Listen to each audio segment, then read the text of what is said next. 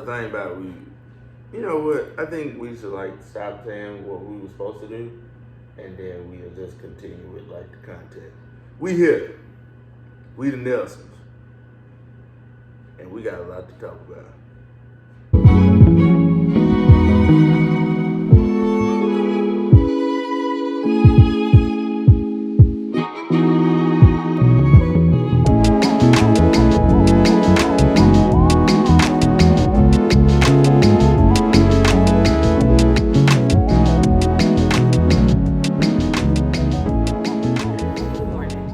Hello. Yeah, let's just cut to the chase. It's like 7. I don't have my watch on, but it's early. 7:15. So we are here this morning just to kind of check in with you guys. First things first, it's early. You know, if you hadn't seen my morning routine video, go look at it and look how happy I looked to be waking up that early in the morning. Also go and see how many times I successfully did that. Well, I typically get up this early because I got to go to work and I got to be at work at 8:30. So it's kind of routine for me. Even like on the weekends, I don't get the whole stand in bed to 10 o'clock. That's not true. Not aiming at anybody because That's not true. Because if I do it, it's it's one of my honey-do lists. We'll move on. So we are here to talk about managing all of the feelings and emotions that come with today. Like, you guys, I don't know if you thought about this. We are in a coronavirus pandemic and a Black Revolution movement at the same time. Jumanji time too. Like, we are Robin Williams about to pop up out of our attic in the next few minutes. 2020 gonna be my year. 2020 vision. Where all the pastors preaching. Oh, I got that fire. The worst investment, a planner. What are you planning? Jokers ain't been. I'm trying to tell you, jokers ain't been to the barbershop, hair salon, movies, restaurants. Y'all are going insane out there, and then top it all off with the other virus that we've been dealing with for a long, long time. Mm-hmm. That R word, racism. And as you can see from all our videos, we are African American, and if you don't know, we live in America. Yep, it's in case you weren't aware. In case you just need to know a little background about us, and then even further, we're from Mississippi. Don't do that. Not saying Mississippi like that. I'm just saying you. So let me start with the disclaimer. William Faulkner said that in order to understand the world, you must first understand a place like Mississippi. I'm not saying Mississippi because the thing that just happened in Minnesota. I did that, and it did happen in Minnesota. I'm not knocking Mississippi. I love Mississippi. I would move back right now. Give me a job. I'm out of here. I don't understand. So You should. Are not experts At all. We know just enough about coronavirus to try not to get it. We know as much about the George Floyd situation as news outlets. Correct. And video would show us. And so we wanted to just come in to talk to people like us. Like, for example, Jason, for some reason, loves to watch all the riot videos. Not all of them. I don't like to watch all of them. He has been watching them. Well, they're all on Facebook and all on so Instagram. Many days in a row. And I've had to ask so many times for him to just turn it off. Please, can you just turn it off and watch it later? Backstory, you guys know what I do for a living. I'm a therapist. I work with kids who struggle with trauma, kids who struggle with emotional regulation issues. Or you might not know that because this is your first time tuning in. So I'm Jason Nelson. This is LaBrea Nelson. This is my wife. Just in case you're jumping in for the first time. Welcome. Like and subscribe and leave a comment. So I work with kids who struggle with trauma and struggle with emotional regulation. And listening to people screaming and cursing and kicking people in the stomach and kicking people in the head generally doesn't bring me any type of reaction other than sadness and anxiety. How does that make you feel? I think for me, and I don't watch a lot of rap videos. It just so happens sometimes when I'm around her that I'll watch one or two, and it's not even like fully watching it. I think for me it's very confusing. It's for me it I can understand anger, I can understand sadness, I can understand this will and this desire to fix something. But I just don't understand the looting. I gave the analogy to my wife and to one of my good friends. If one of my good friends were to come to my house and he does something in my house, like break my TV or write on my walls or do something disrespectful to my house, and he gets away with it and he leaves. Well, maybe the angry side of me will do something out of the box. But I'm saying that to say this: I don't understand if that was the situation. Me going outside, me going to break all my windows, me taking all my pictures off the wall. I just don't understand it. That doesn't make sense for me, because in the analogy, my friend is going back home. He can come here and he did whatever, and he's going back home. I will be the one left with broken windows. I'll be the one with a fire lit in my stove. I'll be that one. So what I think for me when I watch the videos is it's a confusion, because I do understand why you're doing it, but it's also on the flip side, like why you that's not doing anything for you. That's not doing anything to prosper your neighborhood.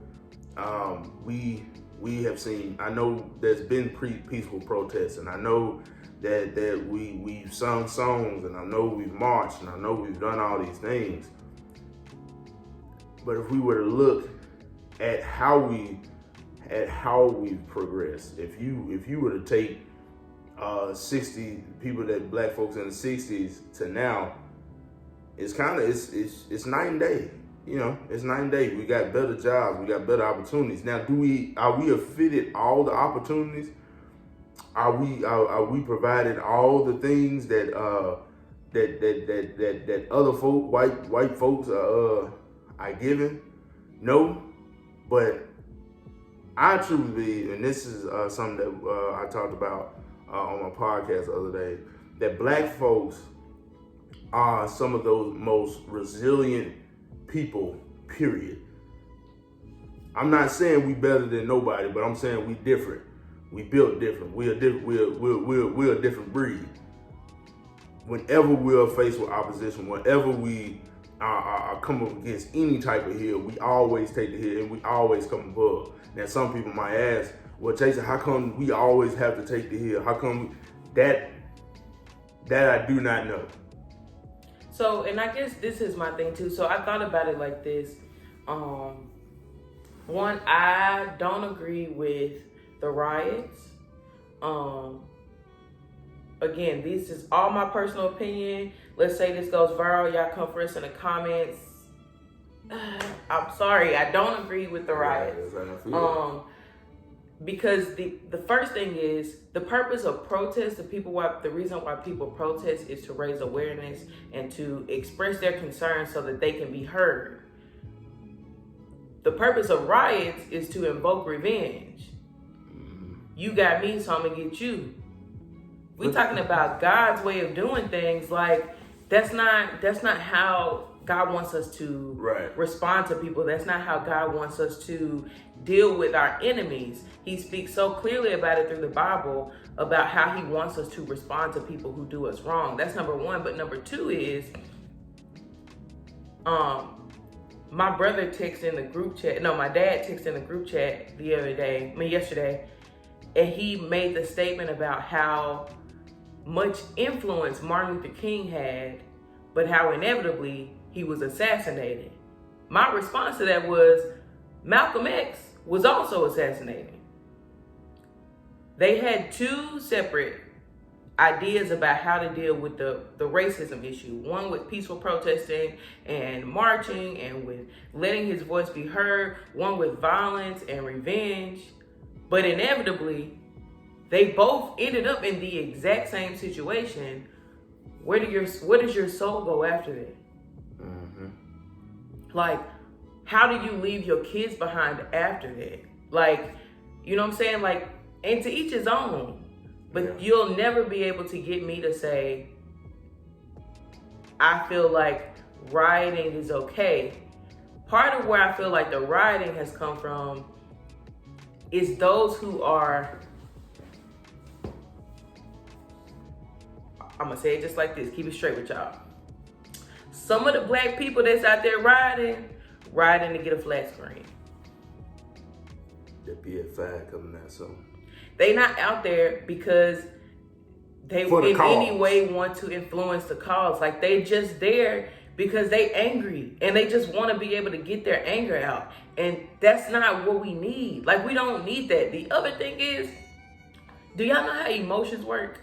Like if you don't express your emotions over time, they build up and they build up and they build up. That's why people get so angry about the microaggressions that white people give to black people in the workplace. Like over time, that's a little bitty tick. Me and my friend talked about this. A little piece of water that drops on a rock eventually can split a whole rock in half.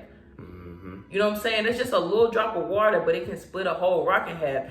You have to express your anger and frustration over time. We need to be able to aid, empower, and strengthen the black community once the George Floyd situation goes away. And even this, and we talking about just like my wife said about aiding and empowering. Bro, they ain't caring nothing about you burning down your AutoZone.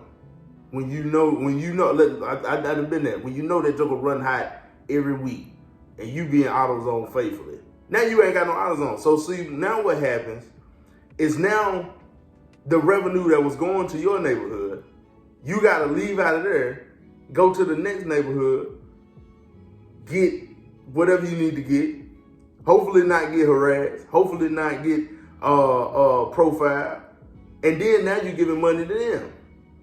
I want to say black people that got the most spending power. We spend the most money. If you would invest in your own neighborhoods, mm-hmm. if I give you a perfect example. I'm from Jackson, Mississippi, and I told folks this years ago when I was younger. They took a lot of jobs out of Jackson and moved into places like Clinton, places like Madison, places like Ridgeland, places like Byron. All these places on the outskirts of Jackson. So now you wonder why your streets and everything aren't getting fixed in Jackson, because you're taking all the money you make and you're going to the outlet mall.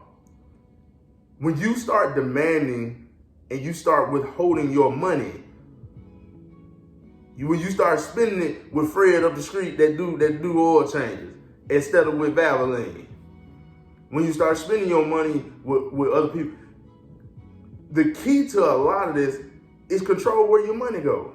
And that involves, and Jason and I talked about this yesterday, that involves the long game. Right. That involves... This ain't next week is going to get fixed. You know what? They may not feel it today, but don't worry about it. We have a strategic plan about how we're going to respond to all of this. I'm going to respond to it just like this. I don't buy it. My money don't go if it ain't black. And that's it. If who gets it ain't black, I'm not spending it there. I don't care who it is. Right. Because at the end of the day, 5 years from now, a year from now, 6 months from now, when we're back in the exact same situation, they gonna feel it. Yeah.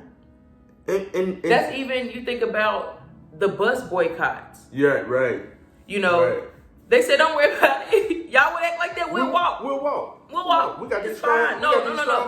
You just keep keep driving the bus. Yeah, 2-step all the way to the flag. We will just walk to work because, you know. We good. And get what happens.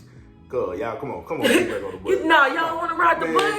Come on, man. We got heated seats. Like we got that thing. Come on up in here. Like, and that's crazy. And if you even go back through history, Tulsa, Oklahoma, Orange Mound, Mississippi, all these Fair Street in Jackson, Mississippi, these were all black-owned towns and black-owned streets. And you can see through history that they don't like that.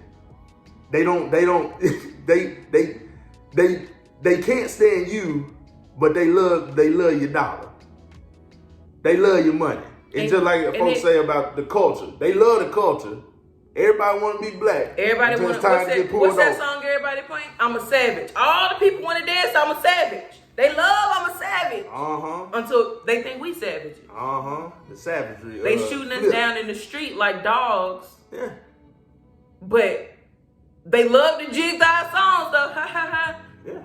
And I think, and I talked to my father-in-law about this too, about because at one point, I had seen the video and I thought I was feeling like numb to a certain thing, and I had to pray, and I asked God, God, what's kind of going on with me? Shouldn't I feel? And I would say, well, Jason, because you are aching to feel something, you should let you know that you care. Because a lot of time, even with the situation there, it's not numbness, it's just a peace. And with peace, I can sit and I can think clearly. But when I'm angry, when I'm mad, when I'm acting out of emotion, the heart is deceitful. Well, let's go tear up the local Walmart. Now where you gonna go get your groceries from? Let go knock down Kroger. It makes no sense. I would say the worst part for me watching that video was hearing this grown man cry out, and I get chills every time I think about it. This grown man cry out for his mom. And his mom been passed. But he knew he was about to die. He knew he was about to leave this earth, and he knew that he was about to be home with his mama. Right. That's crazy to me. Right. Watching this police officer, and originally I didn't even realize, maybe because I stopped watching the video. Like I said, it invoked so much emotion to me. It made me feel so overwhelmed that I had to stop watching it. Like, I didn't realize until later that there was 3 people sitting on him. With their knee in his back. In handcuffs. I pose that much of a threat to you. If y'all have seen my social media, it's been real blackity black lately. I reshared a post. Y'all saw them white people getting a haircut. They want to get haircuts. All up in the police officer's face. In their face, touching them. Nobody even got pushed. At all. No tig ass, nothing. They barely got pinched. I've seen videos where men 6'7", white men, big, have ran through police officers and they have safely detained them. Hold on, buddy. But God forbid an African American male of any size tells you he don't want you touching him. Right. You don't want me to touch you. But I seen this post, and this was, and I talked about this too. I seen this post. I don't know if I shared this with you or not. It was this black boy. He had to be he had to be 9, maybe 10. He was like, when do I go from being handsome to being a threat? You got a 10-year-old asking, like, I don't even remember even, I knew about racism. Well, I knew about black folk, because I grew up kind of in a black area and you kind of knew something. But the fact that a 9 or 10-year-old, whether he had help with the sign or not, regardless of the point, that he's asking that. Like when is it when I turn 11 or is it 12?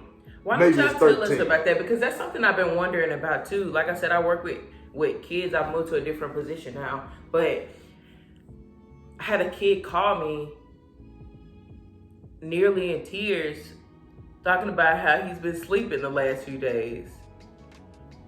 Homosexual, African-American male, saying that he's been crying and sleeping. How old were you when you first knew about racism? Like, I was really young, probably at like 6 years old, because I had a friend. I am from Rankin County, Mississippi. Don't do that, Jason. I had a friend who wanted to spend the night with me. Of course, she was not African American, or I wouldn't be telling this story. And I asked her to spend the night, and I was like, Dad, can such and such come spend the night? He was like, nah, she can't sleep here. And I was like, but Dad, I really want her to sleep here. And my dad normally, he is now. He was not the type of parent that was gonna tell you why he said something. That was just it. I'm gonna just tell you, no, get out my face. But this day he was like, her dad doesn't like people who look like us. Oh, ain't that something? She can't come spend the night over here because her dad doesn't like people who look like us. So I'm sorry, you're just gonna go back to school, hang out with her at school. But it was just, it's crazy. I have 4 black little brothers. I have a black husband. I have a black father. It's scary to see them out and about, especially my brothers. I have one of my brothers is very passionate, and that's just a Lindsay trait. If I feel something, I'm gonna tell you all the reasons why I feel it. I'm gonna be right by the end. And if you don't believe that I'm right, let me show you that I'm right. Between each other, that's an okay trait to have because we're okay with it. Pray for me. Between us and a police officer who has a gun, who has biases, who has pride, who has no sense of duty, who has no respect for our community, who thinks that we are animals and treats us as such, that's a scary thing to think about. And it's to the point where you don't want to think about it.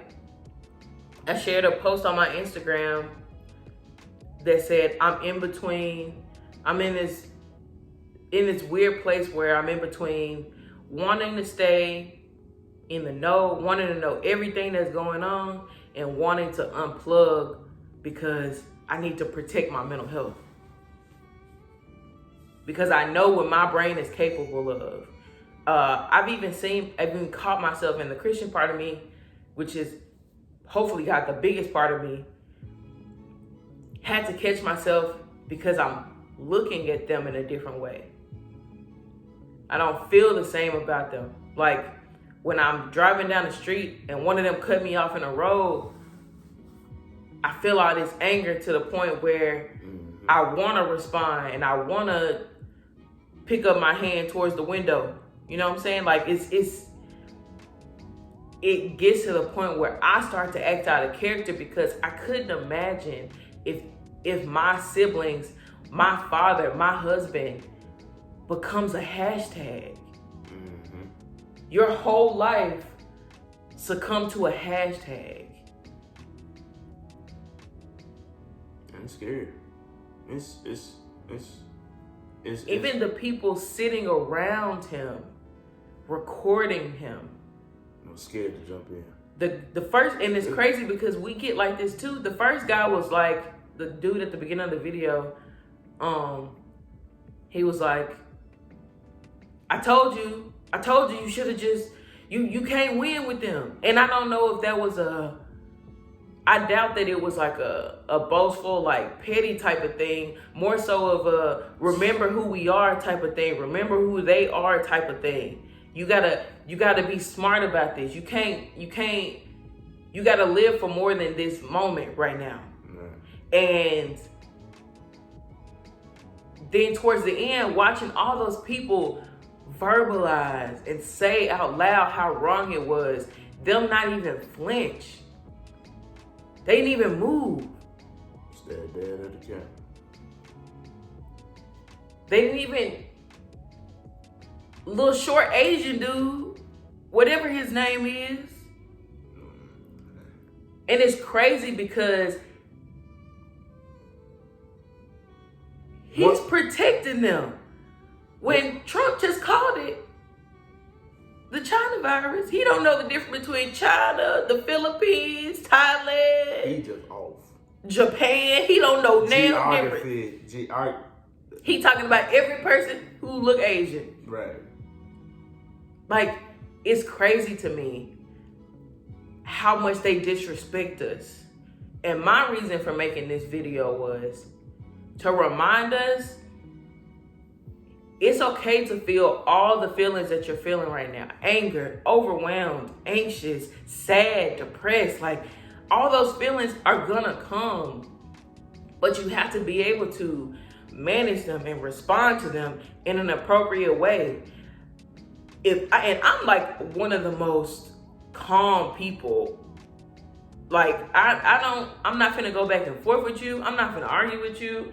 I'm finna go on about my way. If this situation is making me want to steal off on somebody, I couldn't imagine how it's making other people feel. Like, we have to be able to respond and cope with this whole situation. I don't know what y'all doing. Get off y'all phones.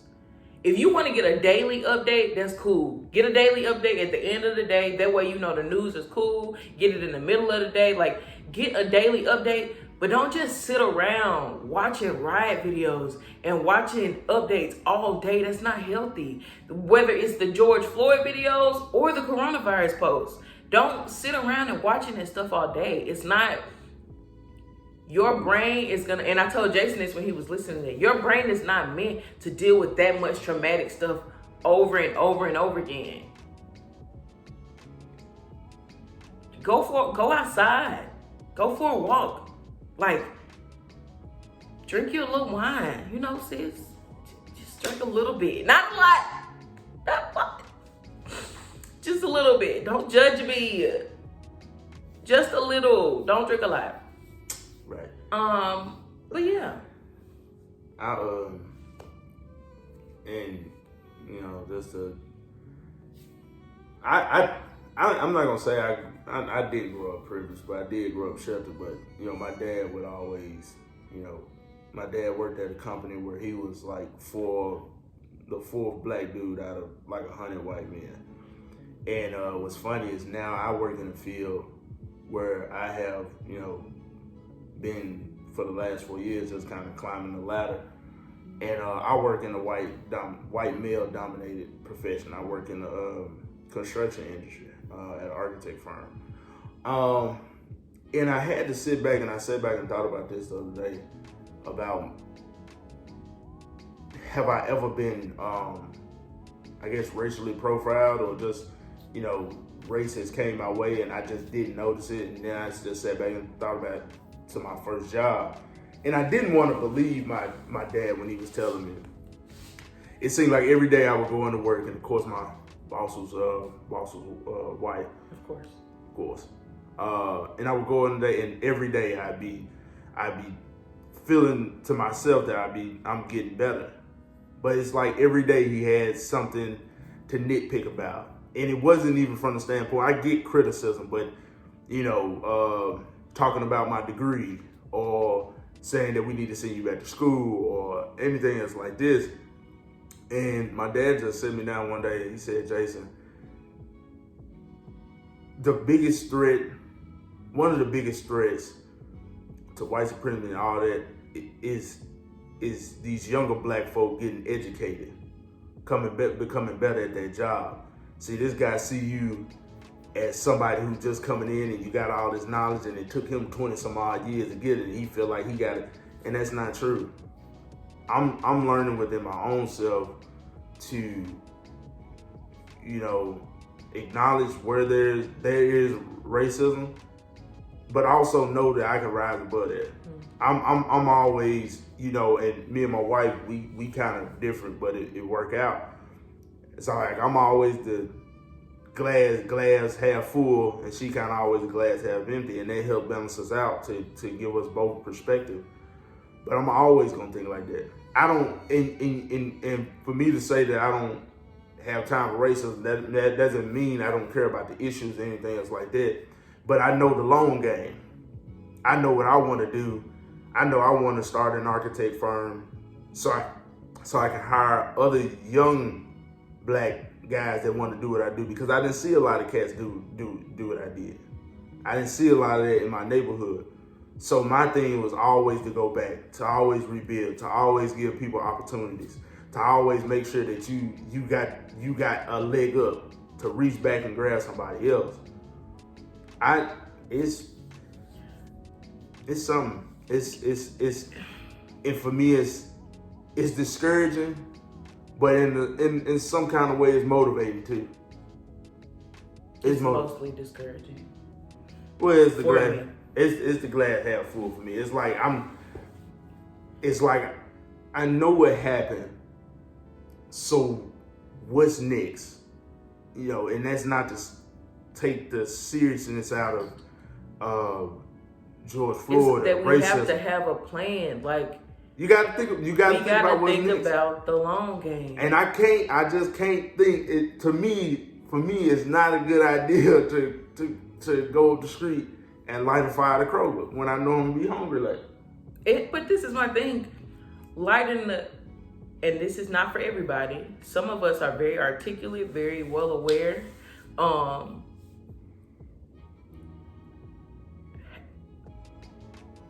Y'all are trying to get their attention. When you get it, what you gonna say? Yeah.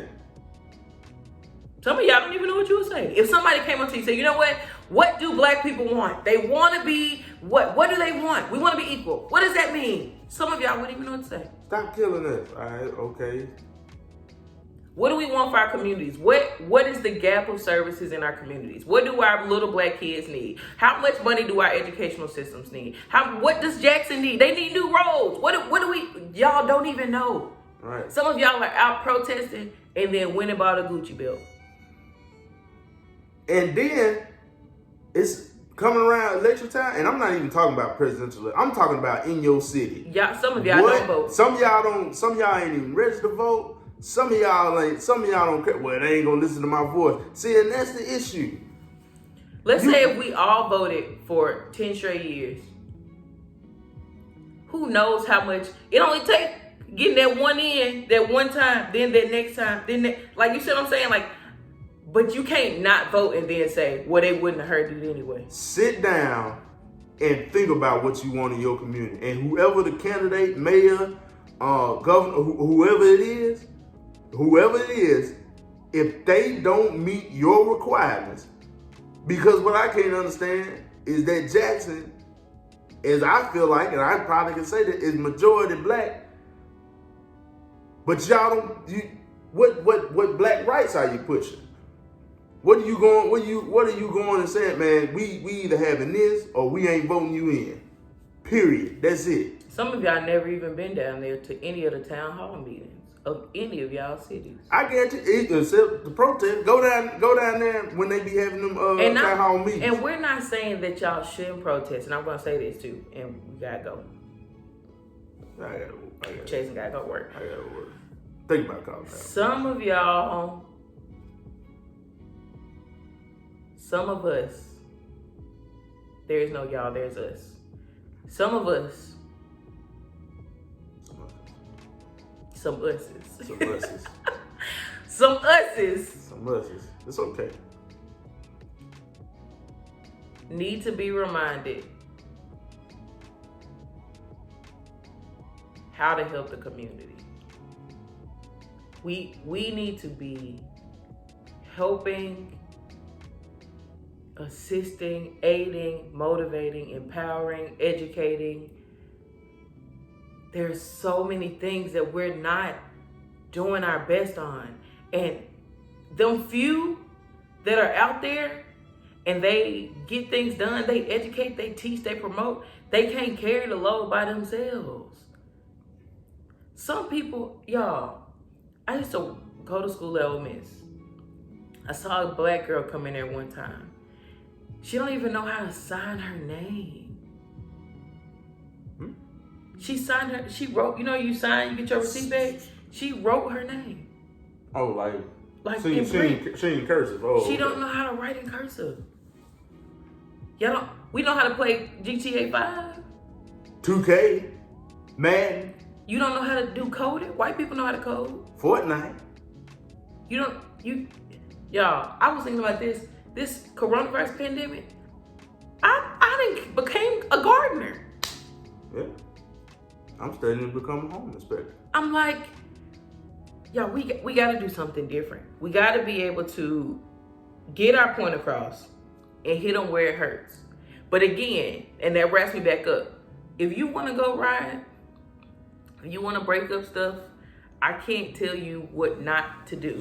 Because I understand how frustrating this is. I understand how angry this makes you. And if you haven't had the opportunity to really get the anger out, then I would understand why you would respond that way. But just know that's an anger response. It's not rational. There's nothing rational about it. When you're responding out of anger, there's never rationality behind it. Some of us are going to be Malcolm X. Some of us are going to be Martin Luther King. At the end of the day, they both died the same way. All right, even on that, how is your legacy after you leave? What's your legacy? Is you gonna be? And because with Malcolm X, even to a certain point, Malcolm X didn't want to fool with other leaders like Martin Luther King and stuff like that. But I think after he went and visited the Nation of Islam, he came back and he was a little bit more collaborative. What would be your legacy? Like and if you look at the legacy of black folk, I'm talking about, but slavery ain't where we started at. I know we run around here and we say kings and queens, but that's true. That ain't where it started at. Go back and look up legacy and dial into that. I think that's what gives me so much motivation, is that I know the legacy of the melanin I'm dipped in. I know it. Like I know it's a people out here who hate me for no reason. You can't. There's no logical reason outside. Because of my complexion. It's not because of your complexion. It's because of your power. And all that other stuff. Like, bro, the fact that black folk always overcome, and I know but that motivates me to go out there, because I'm not living this life just for Jason. I'm not just living this life for my family.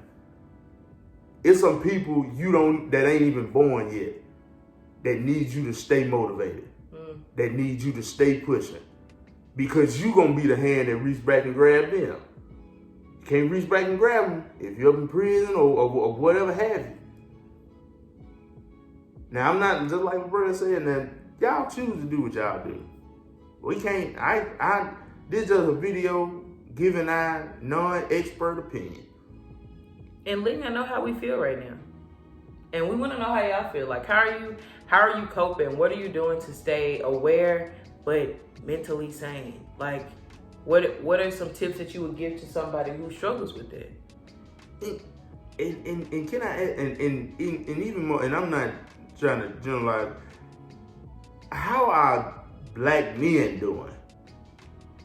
Yeah. How are y'all doing? Because I'm black too, and I do this sometimes. I'm very put my feelings to the back with a lot of things. So I comment how y'all doing, black men. How are y'all coping? What do y'all feel today? This new week of new month. It's about to be Juneteenth. About to be Juneteenth. How y'all feeling? Y'all holler at us. For those of you who don't know what Juneteenth is, look it up. If you're black, look it up. If you're white, look it up. Everybody look it up. Bye, guys. We just want to check in. We'll talk to you later. Have a blessed day. Indeed. We the Nelsons. Yeah.